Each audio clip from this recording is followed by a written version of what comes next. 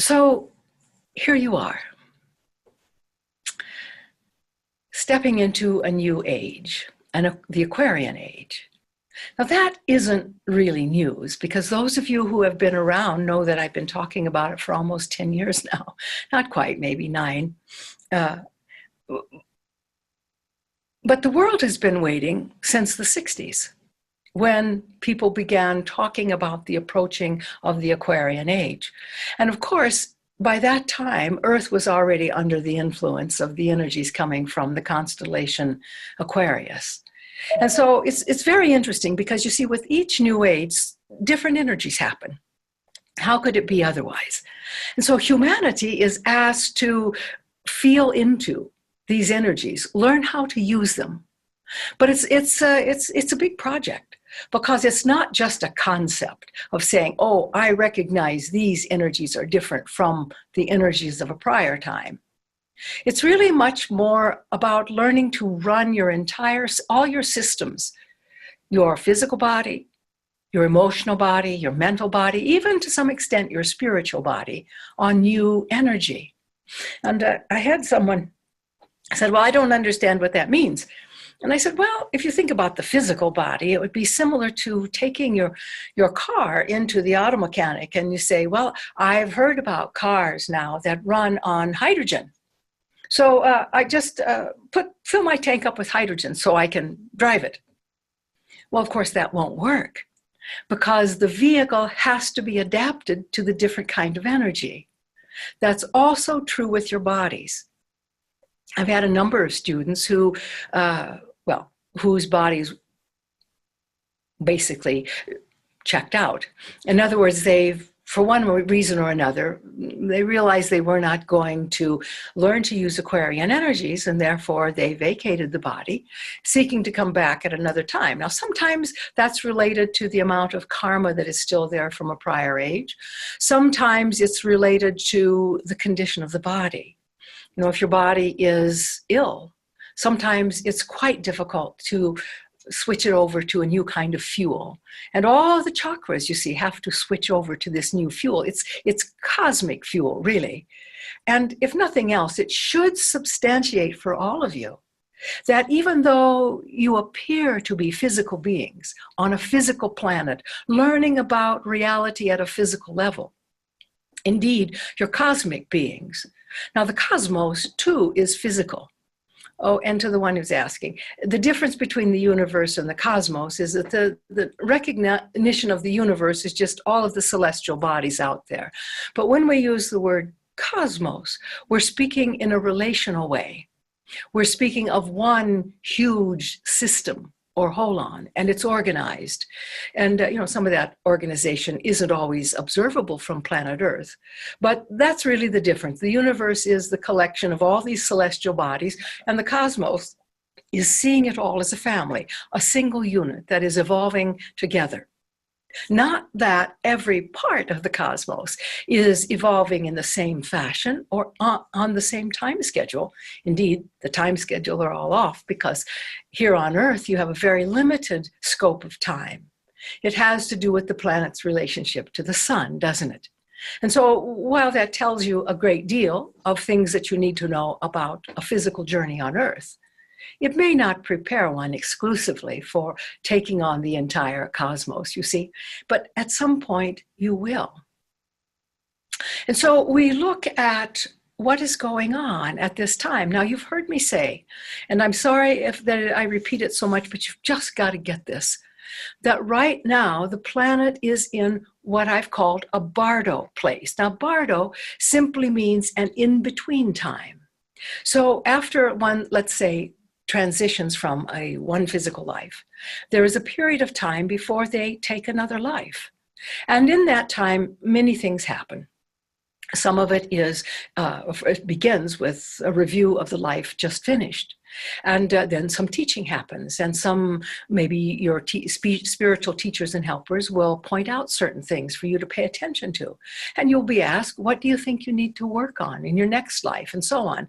Now, I'm saying this as if it were two humans sitting there and talking, and that's not exactly the way it is, but hopefully that will help you understand that there is a process where one reviews what one has just done, where one, in some cases, experiences a little bit of remorse for the things they maybe could have done that they either didn't see to do or didn't want to do. And then a plan begins to be laid in place for taking another incarnation. Now, as people mature spiritually, they have much more to say in that whole process than when they are what we'll call spiritual neophytes. They have not awakened perhaps to the bigger picture of what this cosmos is. Indeed, the entire cosmos is a celebration of divine joy. You see it when you look out and you see those beautiful celestial beings that are just brimming with beauty. And when we did a course on integrating or creating a new energy body, where we did meditations on each of the chakras. And one of the students in there sent in a little image that was taken by probably Hubble into deep space. But that image was so beautiful because you could see there were galaxies that were red, like the root chakra, galaxies that were orange, like the second chakra, yellow, like the third chakra, green. So this really gave people a new way to connect with the vastness of reality and to see how these beautifully colored galaxies are inputting light to your own chakra system. Now, in each age, that light or cosmic energy is focused through a particular constellation. Now, in the process of transiting all these ages, what are used are the constellations of the zodiac, which normally have been seen to be 12. There is some argument that there should be 13, but that's another lecture for another time. But these are all constellations that line up at a 9-degree level, either above or below the horizon or the ecliptic level of the sun. And so as the Earth moves around the sun appears to be lined up with different constellations. And this all happens in each age. But what happens at the turn of the age, there's a time in between where the old energies are fading away and the new new energies are coming stronger and stronger. And that time is a bardo time, because it is not clearly a part of the prior age, nor is it clearly a part of the future age. And yet you see the energies of both these ages are kind of pulling on the psyches of humans. And so one of the things that you can notice right now is that society is in a general state of decay around the world right now. And that's not so unusual when you really think about what's happening. One age is dying, another age is taking form or taking birth. And the energetic configurations that people ran their chakras on, that people use to supply their emotional energy, even their insights, their mental energy, it's all changing. And so what happens in this in-between stage is that often what you see are the polar extremes to which humanity is capable of raising. There's tremendous political divisiveness as people go to extremes to see who's on my side, and they count everybody else as other. In other words, humanity loses this sense of family, of brotherhood and sisterhood. And what happens is the egos become very strong, very powerful. They're panicking, really. And so perhaps they act out in ways that they might not act out in a more normal time. But in addition, you have social unrest. And so you are a part of a time, really, it's in between time. But it's a very formative time. Bardo journeys of any kind are very formative. For example, sleep at night is called the bardo, sleep bardo. It is this in-between space from 2 days or 2 terms of activity, where the normal waking mind is engaged and people make decisions and fulfill their tasks and hopefully are introspective and say, did I do a good job today or could I have done a little better? Not to blame, just to be aware. So it's a very interesting time. In the bardo of sleep, one engages another kind of consciousness, dream consciousness.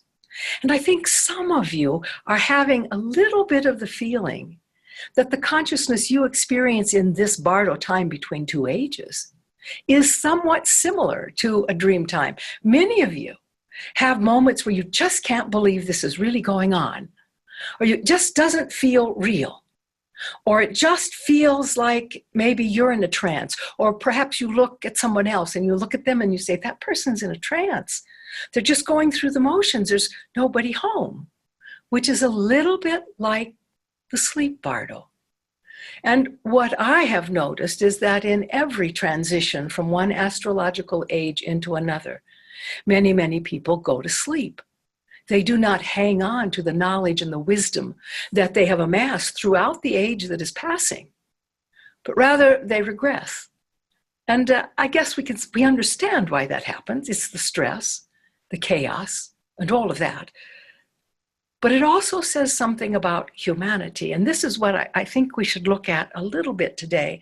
And I don't want to in any way just dwell on the heavier aspects. But it is a really interesting time, I think, as you look at what is happening. People in general tend to feel very insecure. But the common denominator of it all is that these kinds of thoughts and notions trigger fear. And fear is actually the antithesis of love. You know, some people will say to me, oh, the opposite of love is hate, right? No. Often hate is there because there's love. And it may be too painful to pay attention to. And so one creates this other seeming reality, apparent reality based in hate. But it's not what's really there. You see, hatred is a very interesting thing. There's the kind that comes out of, shall we say, more political areas. And then there's the kind that comes out of personal hurt. And the second type is the type where there's really some love, or perhaps there was acknowledged love that has changed. And when you look at all of this, you say, well, what changes when that happens? And it's always the same thing. The circumstances changes. And you see, and one day people are best friends, then something happens and they can't stand each other, or so they think. But so this kind of hatred is kind of interesting. But then there's that other part that is really more part of a political divide than anything else. And I'm going to really challenge you to look at those areas today. Even those of you who don't think you're political. And I will say this, denial isn't the answer either. Even the Master Jesus said, you are part of the world, or you are in the world, but you are not of the world. And that's really true at this particular time, because that divisiveness is very strong right now. And humanity is really wanting, or so it believes, to polarize, to point out differences. And all of you have this experience in one way or another. You don't all have it the same way, but you do all experience it.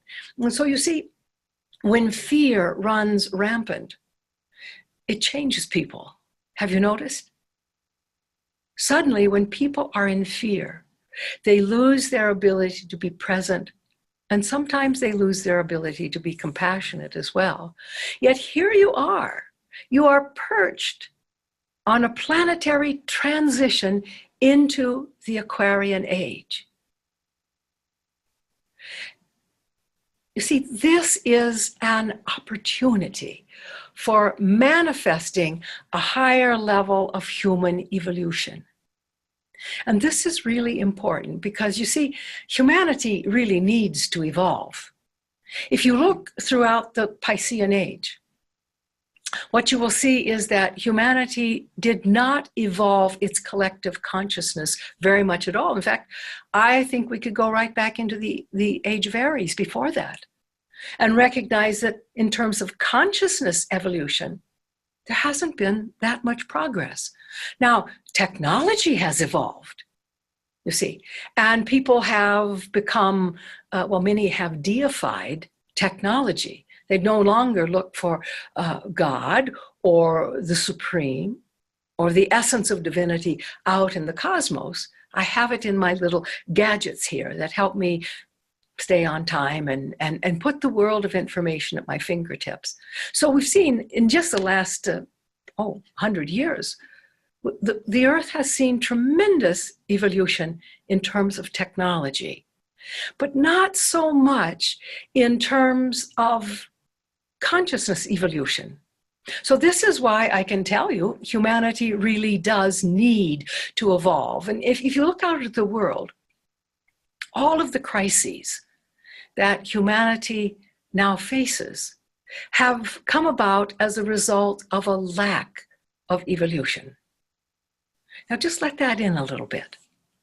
You see, while we were so busy evolving technology, we got into plastics in a very big way. And it turns out that plastics are harmful for all of you. You now have microparticles of plastic in all of your systems. It's in your organs. This is why autoimmune diseases are higher today than they've ever been before. It's in your blood. It's in all your tissues. It's in the food you eat. You can't really get away from it. But it's because nobody was paying attention to what plastics can do in a negative way. All that was sought was greater convenience. And you know, those plastic bags make life convenient.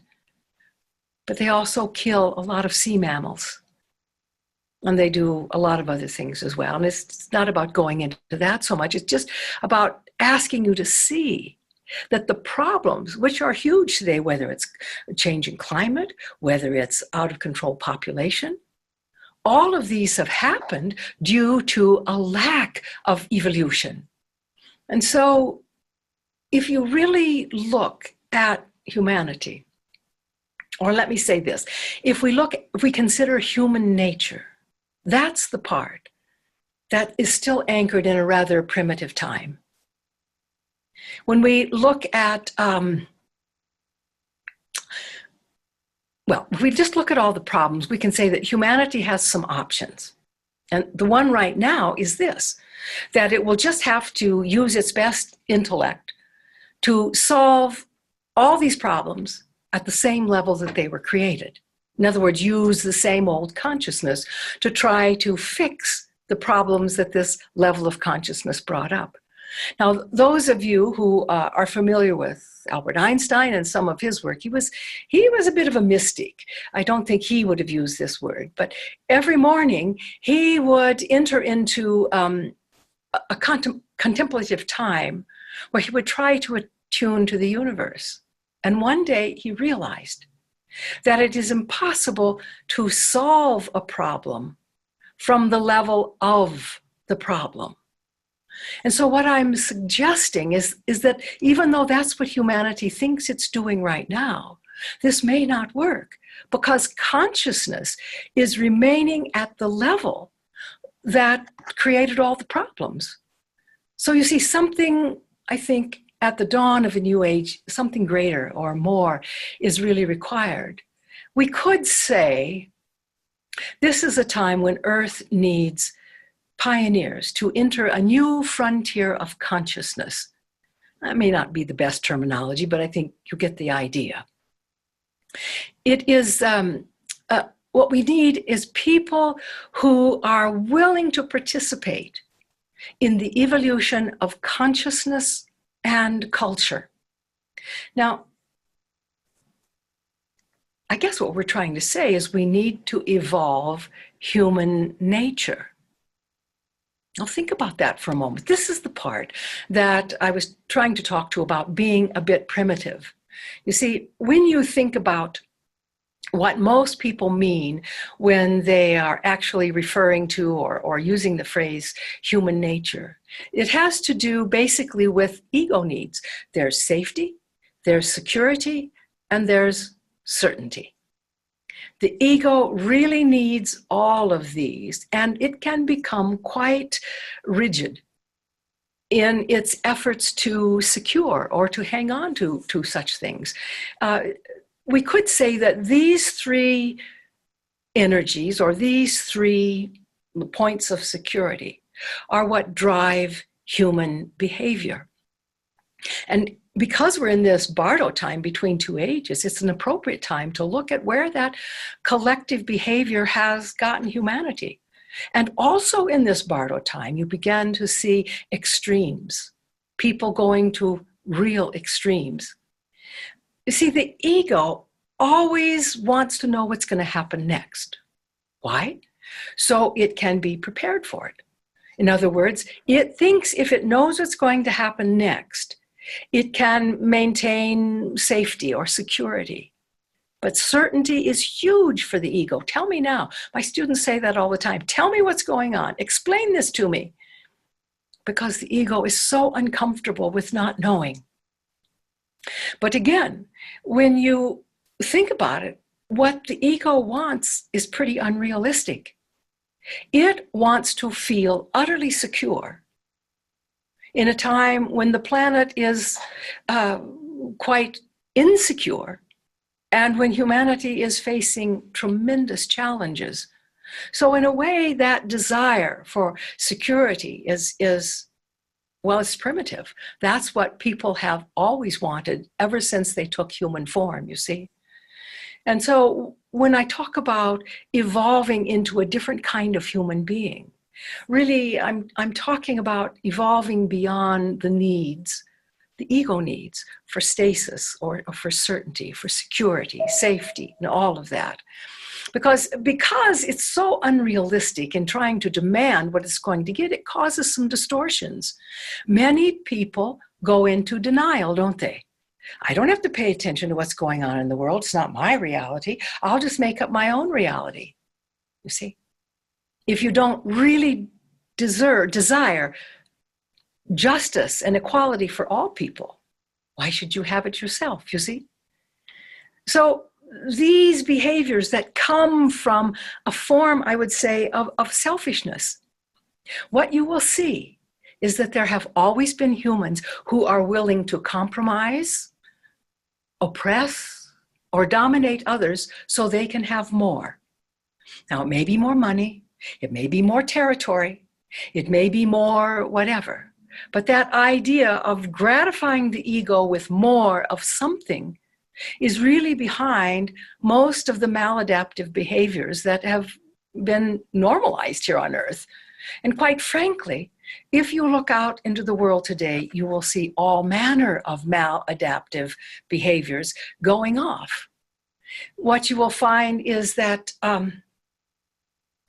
often people come under the influence of a leader who may be charismatic in some ways, but who himself, or I suppose it could be herself, is really distorted in their understanding of what needs to happen, of what really this earth process is all about. And thus they often pander to a certain segment of humanity and use that in whatever way they can to enhance their own, sometimes wealth, often it's power. And this is primitive. This has been going on since the dawn of human activity on the planet. In fact, it was less so in the Neolithic, Paleolithic times, because at that time, the world honored a mother god. And the mother god was nurturing. And then, a number of years ago now, something called the ego took up residence and became very powerful. And just to put it in a story form, it would be like when humanity lived in tribes, and let's say one was a really good hunter and he could bring back food for the tribe. And one day it occurred to him, wait a minute, why am I sharing all this with the tribe? I can keep it all for myself. Flagrant demonstration of the kind of selfishness that the ego gets into. And, it's not that there's just bad people out there that have all come together to do bad things. It's not. What history has shown time and time again is that good and decent people can be compromised by faulty leadership, and they can do despicable things to one another. As you sustain this passing moment that we call the bardo between two ages, you will see much of it. My job is to help people liberate their minds from suffering, to liberate their lives from the karma they've built up in prior experiences. And you see, only you can do that. Now, as we've come through the Piscean Age, which was an age of great international religious teachers appearing, as we've come through the age, something happened to the teachings of just about all of them. In other words, the Buddha kind of kicked it all off, didn't he? He was about 500 years before the presence of Jesus. And of course, the Piscean Age has been said to have started with approximately the birth of Jesus. But the energy had been coming from hundreds of years prior to that. It was just becoming more stronger and stronger by the time Jesus came on the scene, But the Buddha had come on the scene 500 years before. And there was something amazing about his presence here, because he taught people, you can do this yourself. You have to evolve your consciousness.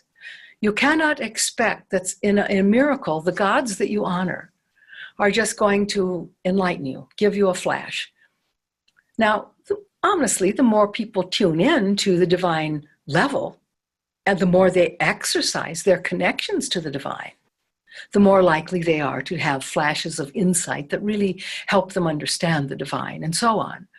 But, tradition to tradition, the divine is described quite differently. Now, in the big picture, that doesn't really even matter.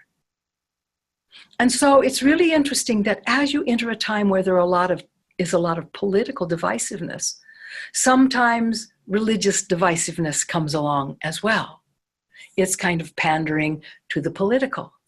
And in some sense, at least at the vastest level, I think this says that people have lost their sense of connection to the divine. Now, not everyone, of course. You're here, you see. But do you remember back, some of you are old enough to remember, back in the 60s, certainly in the US, somewhat in Europe as well, there was this movement, it was called God is Dead movement. And it doesn't make a lot of sense, but really it was a time when people were getting ready for the Aquarian Age, because they were really saying, wait a minute, I have to be self-sufficient.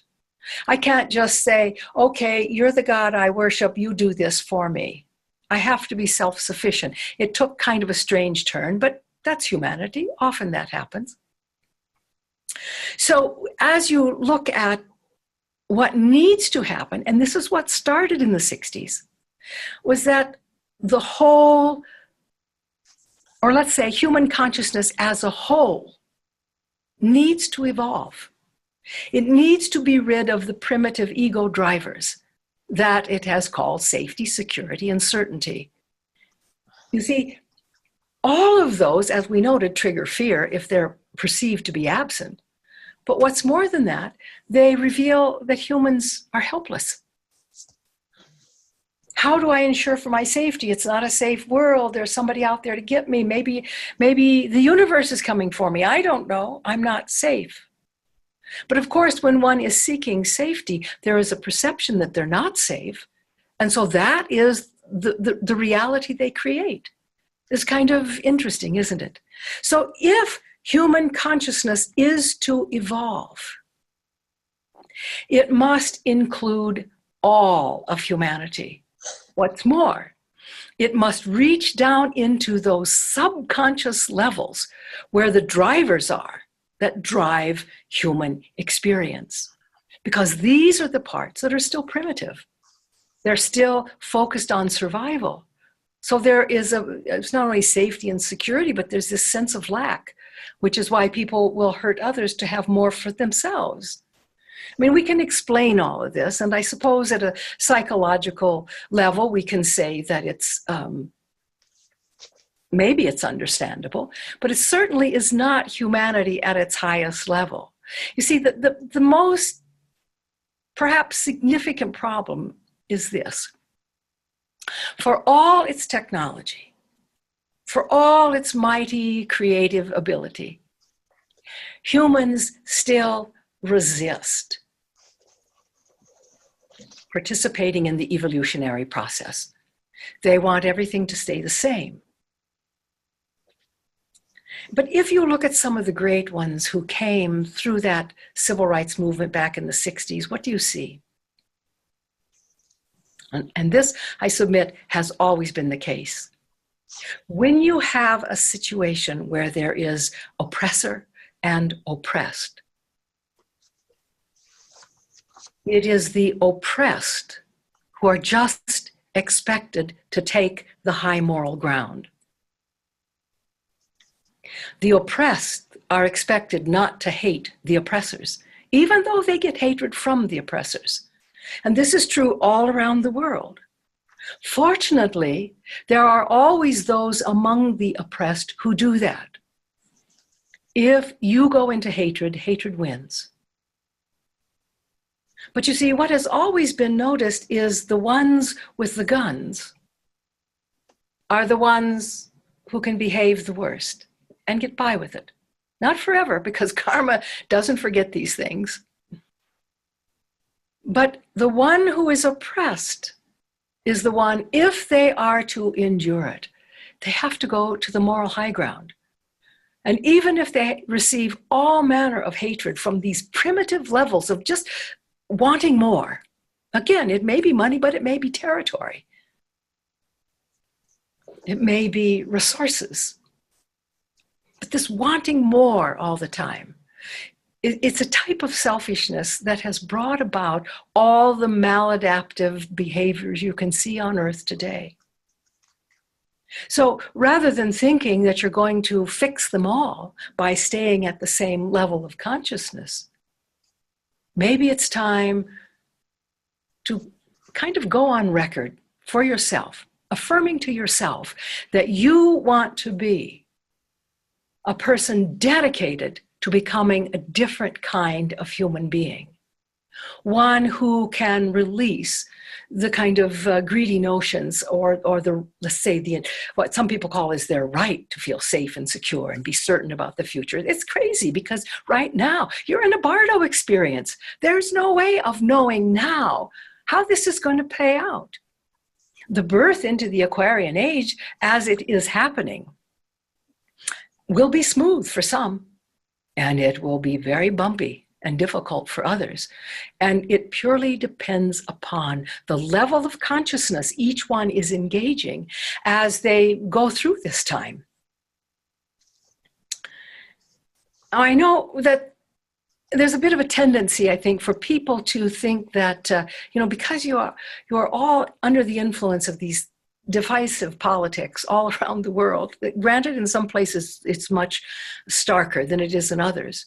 But there's a temptation to think that, the unevolved ones are the ones who are on the other side. In the US, they say on the other aisle. There's only two political parties, and so you're on one or the other. And there's some upsides to that, and there's some downsides to that. But once again, if we're going to evolve humanity, it must include everyone. And the only way we're going to do that is if some of you just are really willing to do the ruthless investigation that's needed to root out and dissolve these more primitive levels of human nature. That's interesting, isn't it? To think that in your evolution, what you're really working on is the things that have held humanity back because of what is called human nature. Now, maybe that's not really what human nature is capable of being, but it is how most people see it. Now, I know it's very easy to focus on the world at large and look at all the things that are going wrong out there. And you can think this is an assignment for you to do. No, we're not doing it here. But when we finish this and you take some personal time, I want you to sit down, maybe with a sheet of paper. You can do it just in mind, but if you don't take some notes, you may not remember it. But I want you to think about something that humans do to others that is very cruel and oppressive. Well, some of you will go back to maybe experiments done on living humans or living animals. Some of you may focus on places where it's a war-torn place and people are starving and the people that have the food won't pass it out. Or anything. I mean, there are just many, many, many situations where you can actually observe this cruelty going on. And it's there for you to see it. I mean, this is one of the really gifts of this bardo time, is it brings people to extremes. You see, when people are really, really stressed, they often regress. And they go back to a prior, perhaps more primitive way of being in their relationships and in how they fulfill the roles in their society.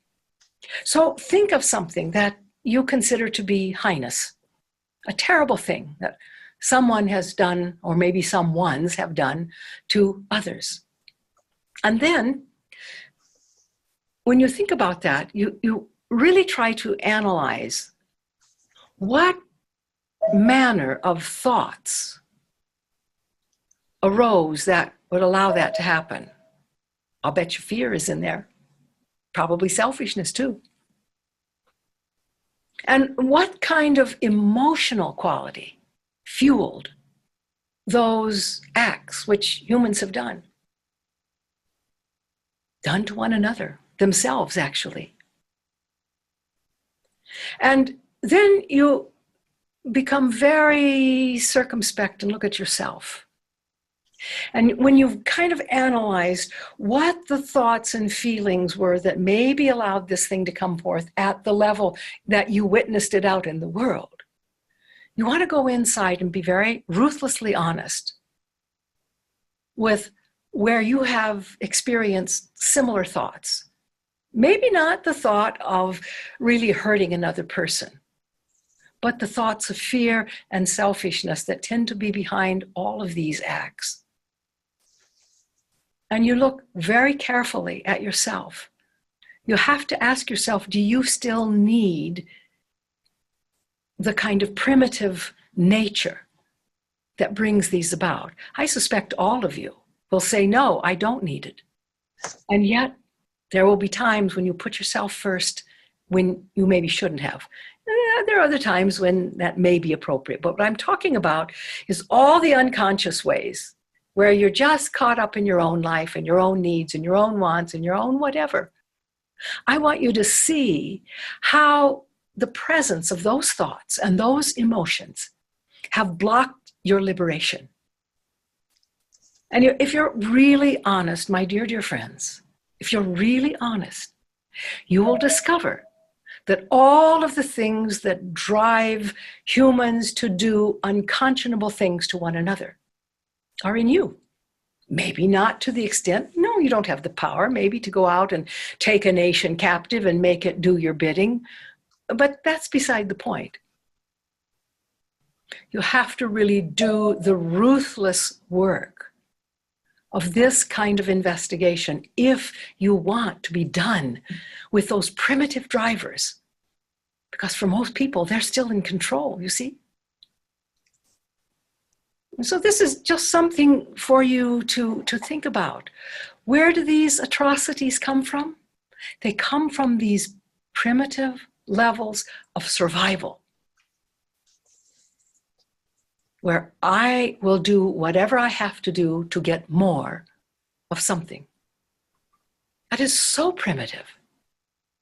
And yet, if you look at the world, you will see many people are ruled by those very, very drives. But if you are one of those who is willing to discover a new type of human being, one that is open. The first thing you have to do is confront the ego. You see, the ego gets very rigid. And the ego thinks its job is to block all incoming information that might challenge its position. That's its job, or so it thinks. So you're going to have to challenge that. And you're going to have to ask yourself, where did this come from? It didn't come from anywhere specifically. It came through this process that should have been evolving humans, particularly through the past 2 astrological ages. But this consciousness, this human nature, didn't evolve. Other things, maybe, a lot of technology, but it's the same human consciousness, manipulating it to get more. Do you see what I'm saying? I'm not trying to say anything is bad, or I mean, everything can be helpful. Because when you really learn how to do it, every activity you do is spiritual service. It's your spiritual practice. So if you will, I'm going to close this part, but do that exercise. Look for the seeds of that primitive nature that humanity has clung to through, well, probably numerous ages. Look for it in yourself, not to make yourself bad, just so you can go free.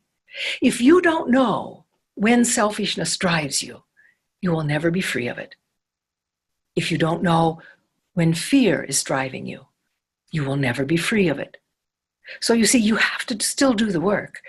But the good news is, it is time. And the fact that you're in this bardo and moving into a new era on Earth means you're going to have some support from the new energies. And as they come in now, what some people are seeing is that there's no limitation on them. Not now. Maybe after humanity has manipulated them and tried to say, well, we can only use this for this. And, just think what happened to the great teachers when their teachings were put into the hands of humans. Often it wasn't such a pretty thing. It was distorted to be used to gain personal power. In other words, it was subjugated to levels of primitive selfishness, you see. Just close your eyes for a moment and focus on your breath. The world is a big, crazy, and very insecure place right now. And you are all called to face it. Not to deny it, not to run away from it, but to say, what have we done? How did we get here?